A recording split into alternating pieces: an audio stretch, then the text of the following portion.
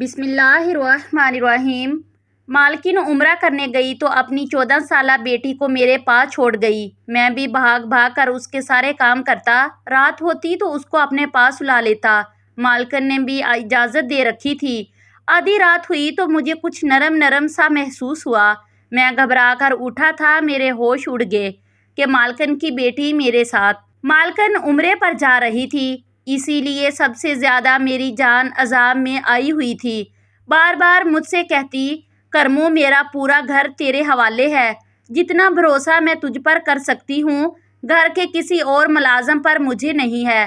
میرا نام کرم دین تھا، لیکن مالکن مجھے پیار سے کرمو کہتی تھی۔ میری عمر 25 سال تھی، لیکن میں 10 سال کی عمر سے مالکن کے گھر کام کر رہا تھا۔ 15 سال سے میں مالکن کے گھر ملازمت پر تھا، اسی لیے جتنا بھروسہ وہ مجھ پر کرتی تھی کسی پر نہیں کرتی تھی۔ اسی لیے وہ مجھے ہر بات بتا دیتی تھی۔ کہنے لگی، دیکھو کرمو، اپنی بیٹی ہینا کو میں گھر پر ہی چھوڑ کر جا رہی ہوں، اس کا بہت خیال رکھنا۔ تمہیں پتہ ہے نا، اسے نیند میں چلنے کی عادت ہے۔ میں ساتھ میں سر ہلانے لگا کہ جی بیگم صاحبہ، مجھے معلوم ہے۔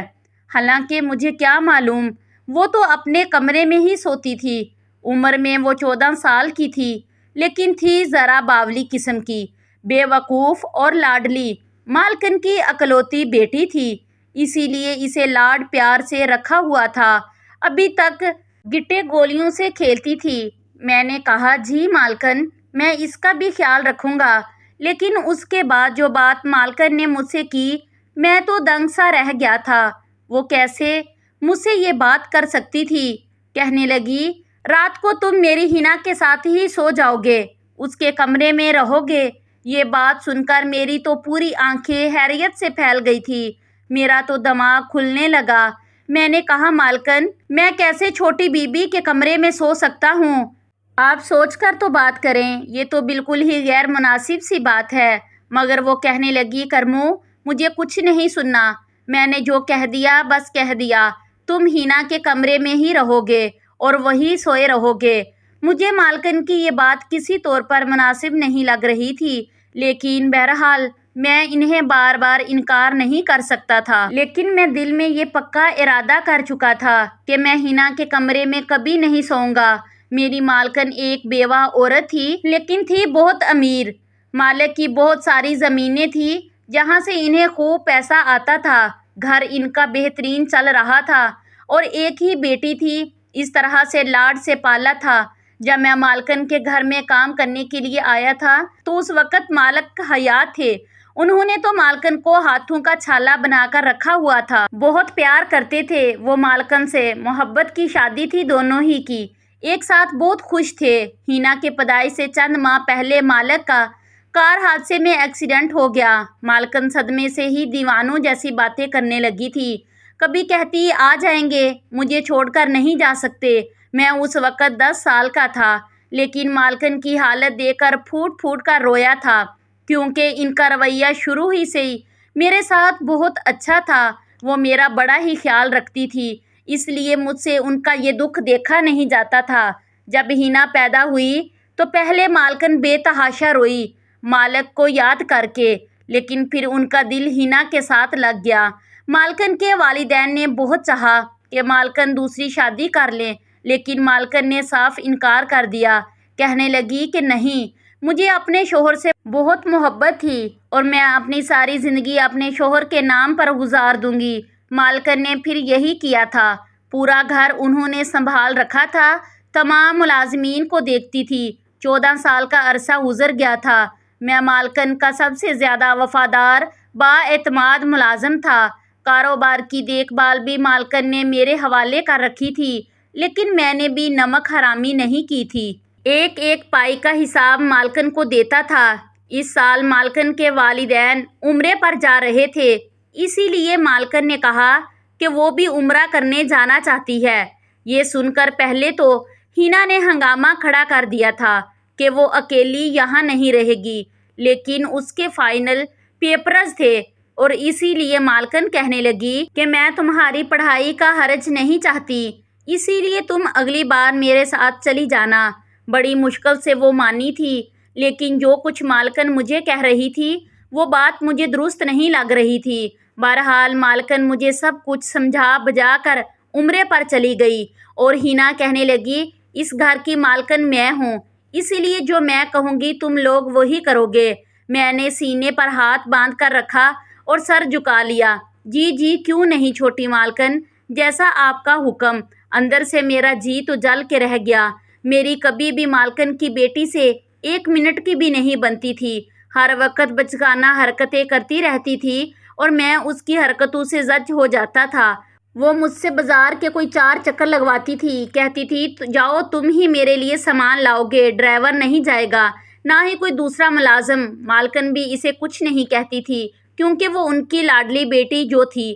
مجھے یہ کہتی جاؤ کرمو جو چھوٹی مالکن کہتی ہے وہ کرو۔ بہرحال پورا دن ادھر ادھر کے کاموں میں ہی گزر گیا۔ جیسے ہی رات ہوئی میں اپنے کوارٹر میں جانے لگا تو ہینا کہنے لگی تم کہاں جا رہے ہو کرمو؟ امی نے کہا تھا کہ تم میرے کمرے میں سو گے۔ یہ سننا تھا کہ مجھے مالکن کی بات یاد آ گئی۔ میں نے بیزاری سے ہینا کی طرف دیکھا۔ میں نے کہا چھوٹی مالکن مجھے اپنے کوارٹر کے علاوہ کہیں پر نیند نہیں آتی۔ کہنے لگی امی نے کہا تھا کہ تم سو گے تو مطلب تم ہی سو گے۔ چلو شرافت سے آؤ میرے کمرے میں اور قالین پر جا کر لیٹ جاؤ۔ میں کمرے میں آ تو گیا لیکن مجھے سخت بے چینی سی شروع ہو گئی۔ ہینا اپنے بیڈ پر جا کر لیٹ گئی تھی۔ اس نے لیمپ آف کر دیا تھا۔ کمرے میں اس وقت گھپ اندھیرا تھا۔ میرا دل بڑی زور زور سے دھڑک رہا تھا۔ بے شک وہ 14 برس کی تھی لیکن میں تو 14 برس کا نہ تھا۔ مجھے مولانا صاحب کی ایک بات یاد آنے لگی جو کہ میں نے جمعے کے خطبے میں سنی تھی کہ جہاں ایک مرد اور ایک عورت ہو تو وہاں تیسرا شیطان ہوتا ہے۔ پتہ نہیں مالکن نے ایسا کیوں کہا کہ میں ان کی بیٹی کے کمرے میں اکیلا رہوں۔ ان کو چاہیے تھا کہ وہ ملازمہ کو ہینا کے ساتھ سلا دیتی۔ کمرے میں مدھم سی روشنی تھی۔ ایک نظر میری بیڈ پر لیٹی ہینا پر پڑی تو اس کے چہرے پر جا کر میری نظریں ٹک سی گئی۔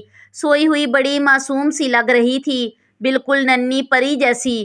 میں نے اپنی نظریں بدل لی، اپنی آنکھیں زور سے بند کر لی اور سونے کی کوشش کرنے لگا کہ اس سے پہلے کہ مجھ پر شیطان حاوی ہو میں سو جاؤں۔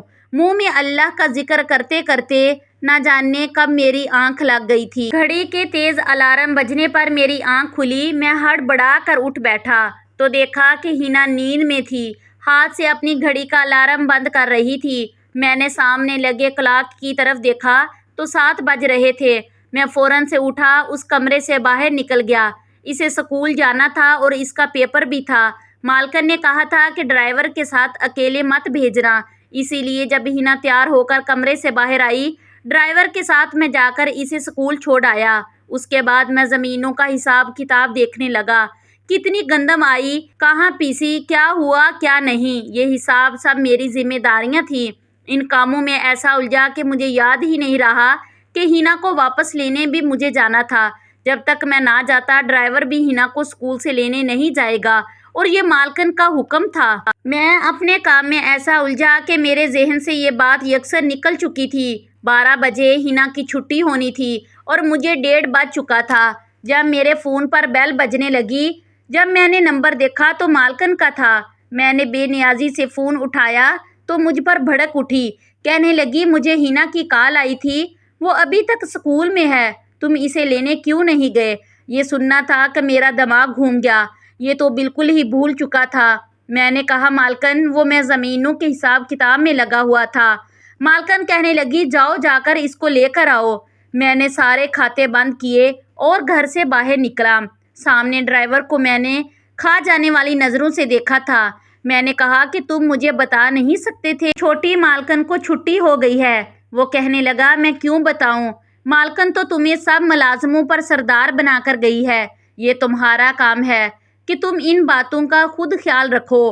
ڈرائیور کی بات نے تو مجھے ہلا کر رکھ دیا تھا۔ مالکن کیا گئی تھی، سارے ملازمین سر پر چڑھ گئے تھے ورنہ ان کے سامنے تو سر جھکائے رکھتے تھے۔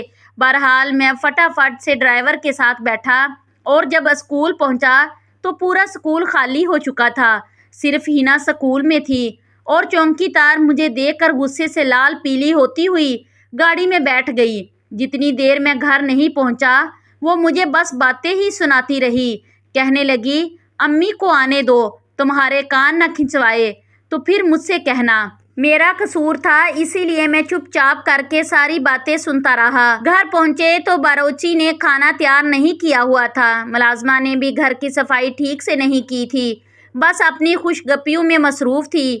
یہ دیکھ کر تو میرا سر چکرانے لگا تھا۔ مالکن کے بغیر تو پورا گھر ہی الٹا پڑنے لگا تھا۔ میں انہیں کچھ کہتا تو سب کہتے کہ تم بھی ہماری طرح ملازم ہو، زیادہ ہمارے سر پر سوار مت ہو۔ میں تو مالکن کے بنا بوک کھلا کر رہ گیا تھا۔ میں نے ملازمہ سے ٹھیک سے صفائی کرنے کا کہا۔ اپنی نگرانی میں پورے گھر کو صاف ستھرا کروا کر رات تک تھک چکا تھا۔ جب میں ہینا کے کمرے میں گیا تو وہ اونچی آواز میں اپنے اسکول کا کام یاد کر رہی تھی۔ میں لنچ میں صوفے پر جا کر سو گیا، کیونکہ دن بھر کا تھکا ہوا تھا۔ رات کو مجھے لگا جیسے لاؤنج میں کوئی اور بھی موجود ہے۔ کسی کے قدموں کی چاک مجھے سنائی دی۔ میں نے آنکھیں کھول کر دیکھا تو مجھے لگا جیسے کوئی آدمی ہینا کے کمرے کے باہر کھڑا کمرے میں جھانکنے کی کوشش کر رہا ہے۔ میں نے بلند آواز میں کہا، کون ہے وہاں؟ تو فوراً سے کوئی کچن کی طرف بھاگتا ہوا چلا گیا۔ میں یکدم اٹھا کچن کی طرف بھاگا، لیکن اس وقت تک کچن بالکل خالی نظر آ رہا تھا۔ میں نے لائٹ چلائی، وہاں کوئی نہیں تھا۔ ایک دروازہ کچن کا بیرونی جانب بھی کھلتا تھا۔ جب میں نے دیکھا تو اس کی کنڈی کھلی ہوئی تھی۔ جب میں وہاں سے باہر نکلا، باہر بھی سناٹا تھا۔ میں نے کچن کے دروازے کے اندر کی طرف سے کنڈی لگائی اور واپس لاؤنج میں آ کر لیٹ گیا، اور یہ سوچنے لگا کہ یہ کون شخص تھا جو رات کے اس پہر اندر آیا تھا۔ نہ جانے مجھے کیا سوجھی، میں ہینا کے کمرے میں چلا گیا۔ وہ بیڈ پر سوئی ہوئی تھی۔ میں جا کر قالین پر لیٹ گیا۔ رات کو جیسے ہی کتے کے بھونکنے کی آوازیں آنے لگی تو ہینا شاید نیند میں ڈر رہی تھی۔ کہنے لگی، امی مجھے ڈر لگ رہا ہے، یہ کتے مجھے کھا جائیں گے۔ امی میرا ہاتھ پکڑ لو۔ وہ بیڈ پہ اپنا ہاتھ مار رہی تھی۔ نیند میں شاید وہ مالکن کا ہاتھ ڈھونڈ رہی تھی۔ مجھے سمجھ نہیں آ رہا تھا کہ ایسے موقع پر مجھے کیا کرنا چاہیے۔ بہرحال میں اپنے بیڈ سے اٹھا اور اپنا ہاتھ ہینا کے ہاتھ میں دے دیا۔ میرا ہاتھ پکڑ کر وہ پھر سے گہری نیند میں سو گئی تھی۔ کافی دیر میں کھڑا یہ انتظار کرتا رہا کہ کب وہ نیند گہری سے جاگے اور میں اپنا ہاتھ اس سے چھڑواؤں۔ جب وہ گہری نیند میں سو گئی تو میں نے دھیرے سے اپنا ہاتھ اس کے ہاتھ سے الگ کیا اور دوبارہ قالین پر جا کر لیٹ گیا۔ اس کے بعد میں ہینا کے کمرے میں ہی سونے لگا تھا۔ ایک رات باروچی نے دودھ کی سردائی بنائی تو کہنے لگا کہ تم بھی پی لو، بڑی سکون کی نیند آئے گی۔ میں نے بھی وہ سردائی پی اور رات کو ہینا کے کمرے میں چلا گیا، اور اس رات تو واقعی مجھے بڑی گہری نیند آئی تھی۔ میں تو سویا تو صبح ہی میری آنکھ کھلی۔ جب میں نے دیکھا تو بیڈ خالی تھا۔ اس وقت صبح کے 6 بجے تھے۔ اس وقت تو ہینا نہیں جاگتی تھی، اور ویسے بھی آج اتوار کا دن تھا، چھٹی تھی۔ میں کمرے سے باہر آیا تو ہینا وہاں بھی کہیں نہیں تھی۔ میں نے اسے پورے گھر میں دیکھا، مجھے کہیں نظر نہیں آئی۔ میرا دل تو دھک سا رہ گیا تھا۔ میں نے تمام ملازمین کو جگا دیا۔ سبھی اسے ڈھونڈنے لگے، لیکن وہ پورے گھر میں کہیں نہیں تھی۔ میرا رنگ فک ہو چکا تھا۔ مالکن اسے میرے بھروسے پہ چھوڑ کر گئی تھی۔ میں کیسے رات کو گہری نیند سو گیا۔ جب میں نے تمام ملازمین سے بات کی تو مجھے پتہ چلا کہ باروچی گھر سے غائب ہے۔ پھر مجھے خیال آنے لگا کہ کچھ دن پہلے میں نے ایک شخص کو ہینا کے کمرے کے باہر دیکھا تھا۔ وہ بھاگتا ہوا کچن میں گیا تھا۔ شاید وہ باروچی ہی تھا۔ میں نے فوراً سے مالکن کو فون کیا اور ساری بات ان کو گوش گزار کر دی۔ میں باروچی کا پتہ سب جانتا تھا۔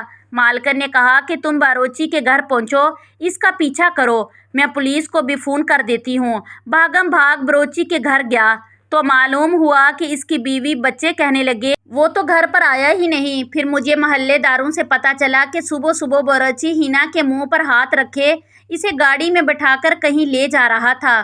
اس وقت تک پولیس بھی ہمارے بنگلے کے قریب آ پہنچی تھی۔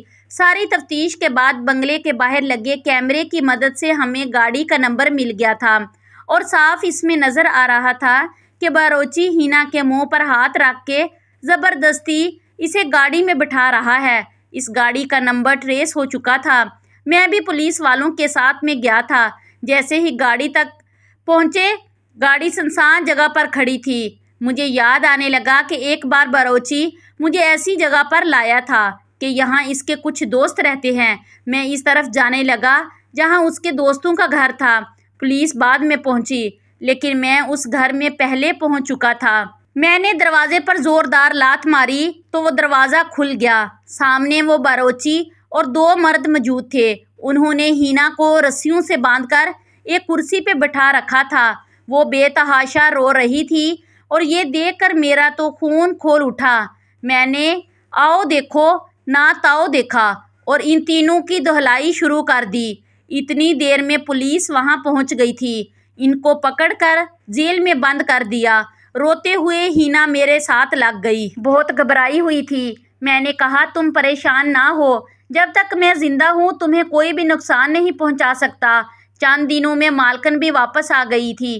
مالکن نے ہینا کو ساتھ لگایا اور رونے لگی اور مجھ سے کہنے لگی مجھے تم پر بھروسہ تھا کہ تم میری بیٹی کی حفاظت ضرور کرو گے۔ میں نے کہا میں ہینا کو ہمیشہ اپنی چھوٹی بہن کی طرح سمجھتا ہوں اور جب تک میں زندہ ہوں آپ بے فکر رہیں۔ نہ تو آپ کی طرف کوئی آنکھ اٹھا کر دیکھ سکتا ہے نہ ہی ہینا کی طرف۔ یہ سن کر مالکن خوش ہو گئی۔ شکریہ۔